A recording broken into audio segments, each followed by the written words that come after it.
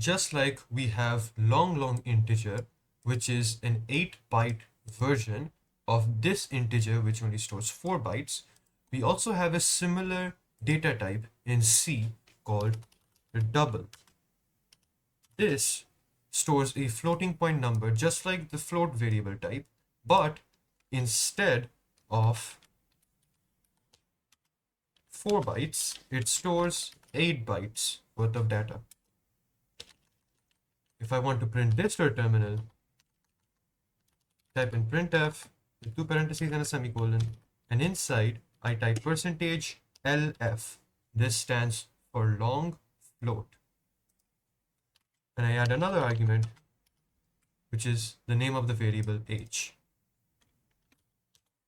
If I save this, I compile this, and I run this, we get the value of our double floating point here, 3.14159.